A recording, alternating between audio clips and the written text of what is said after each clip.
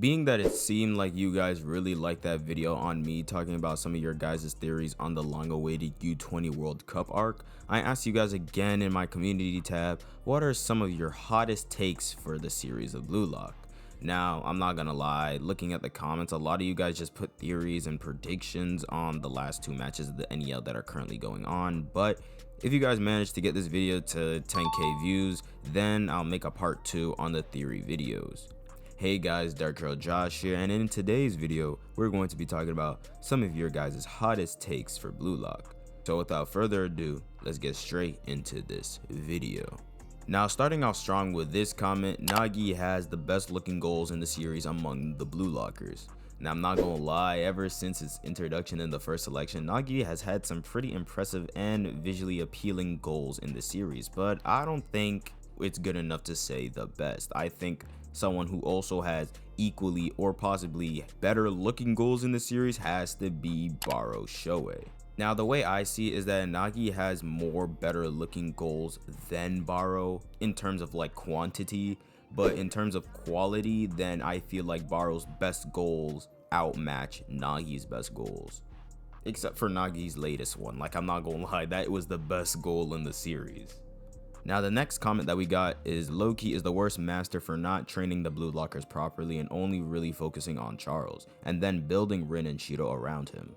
So far, we see he didn't really teach Zantetsu anything, and it took Rin to figure out Nanase's usefulness. Not saying Loki is terrible, just that the other masters are better at bringing out the full potential of their players, while Loki seems to only focus on a select few.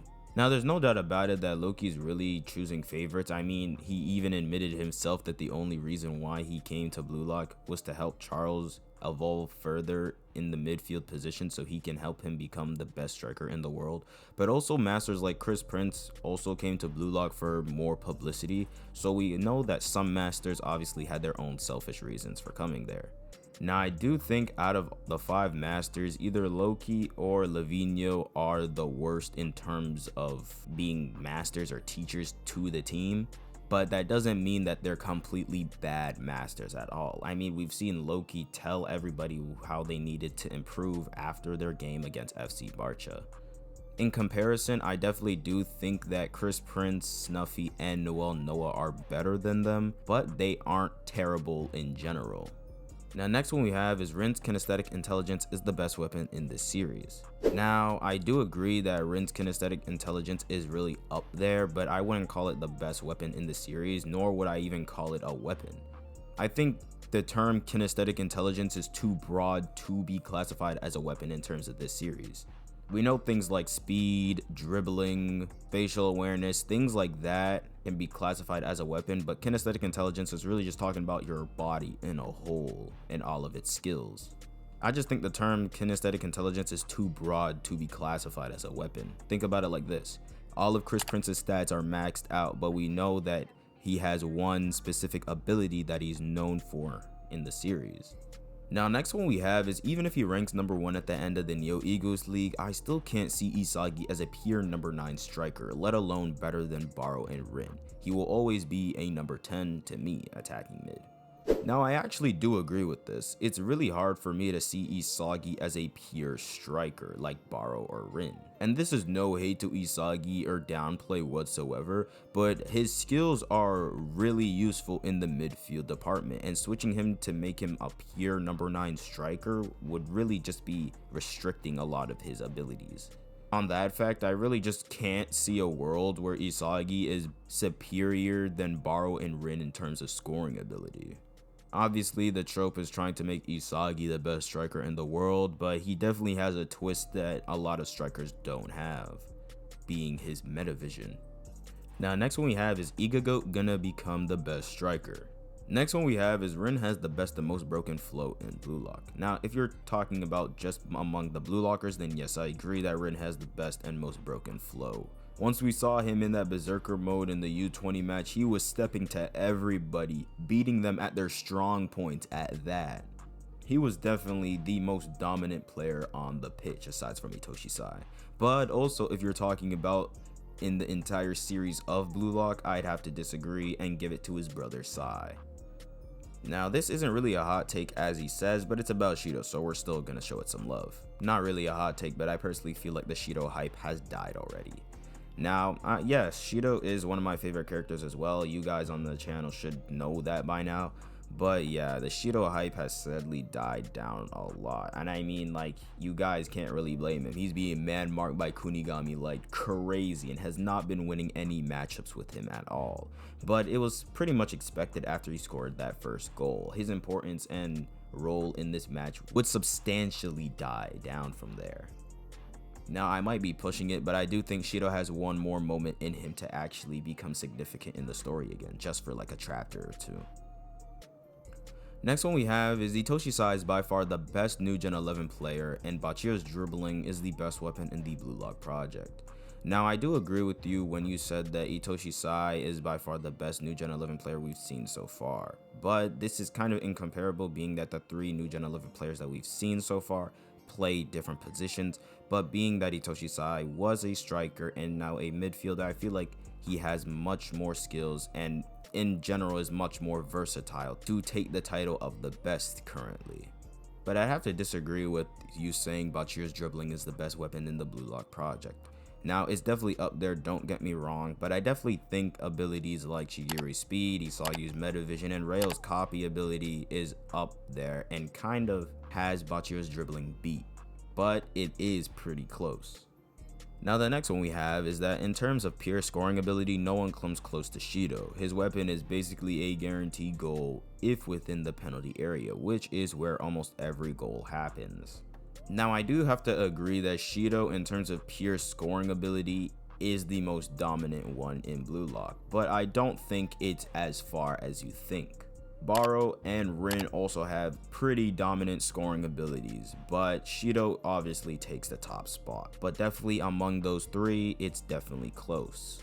Now, the next one we have is Baro is the best striker in the NEL, except for the Masters. Now, as much as I do agree with you here, I think it's very close, and I do think that in the next few chapters against Bastard and PXG, will this question be answered with Rin's goal. I do think that Baro is in competition with Rin currently, and depending on Rin's performance towards his goal will be the deciding factor in who is the better striker in this league.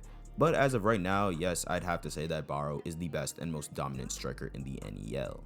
Now, next one we have is that Mark Snuffy isn't the best player in the world. It's just from Noel Noah's point of view. He's the best due to him being an all-rounded player. Plus, if you think about it, Snuffy doesn't really show any real weapons, unlike the other master strikers who have. So I think his only actual weapon is his spatial awareness and his physicality. So I think Noel Noah said that out of respect for Snuffy. Now, I'm gonna have to disagree with you with this comment, and no disrespect, but I think you kind of contradicted yourself with this comment here. Being the best player in the world and being the best striker in the world are 2 different things. So Noel Noah being the better striker than Snuffy, being that he has more of a smell to the goal type of thing, or he has more of a dominant scoring ability compared to Snuffy, would make sense. But Mark Snuffy being the best player in the world, especially because he's more of an all-rounded player compared to Noel Noah, wouldn't be as far-fetched as you think. And also here, when you said that Snuffy doesn't really show any real weapons and then proceed to say that his only actual weapon is his spatial awareness and physicality, kinda is a contradiction in and of itself. I mean, it kinda sounds like you don't really consider spatial awareness to really be an ability, which is kind of funny because Isagi and Nico, who have overwhelming spatial awareness compared to other Blue Lockers, have this as their main ability. But matching his spatial awareness along with his all-roundedness really adds up to being the best player in the world in my eyes. Now, the next one we have is Nagi at his full potential isn't even a top 5 striker in Blue Lock. He hit 1 good goal and then his ego immediately depleted and his performance diminished.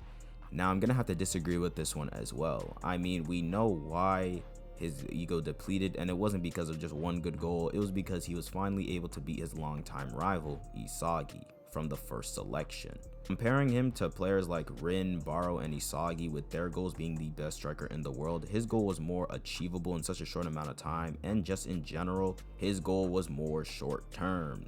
Now, throughout every match we've seen Nagi play and throughout every selection he's participated in, Nagi has been able to be within the top 5, and we know that this is not all that he has, so him at his full potential could definitely have him in the top 5 spot by the end of the series.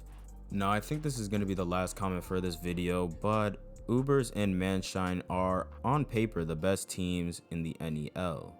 And I'ma have to agree with this. Teams like Bastard and PXG really only rely on the individual abilities of each player. Now, this could be matching top performance with top performance, or just one player relying on their ability to get the goal all by themselves. Compared to Ubers and Manshine, they definitely have way more teamwork, and although they are essentially doing the same thing, there's definitely a more organized and fixed way of doing things. Compared to Bastard always conflicting within each other, teams like Ubers and Manshine are actually able to operate as one team with one goal in mind. Now with that, we've come to the end of the video. If you guys did enjoy this video, then please leave a like, subscribe to the channel if you are new, and comment down below even more hot takes that you guys have for the series, and who knows, maybe I might make a part 2 to the hot take series as well. Be sure to join the Discord and follow the socials like the Twitter. But without further ado, I hope you guys do have a great day, and see ya.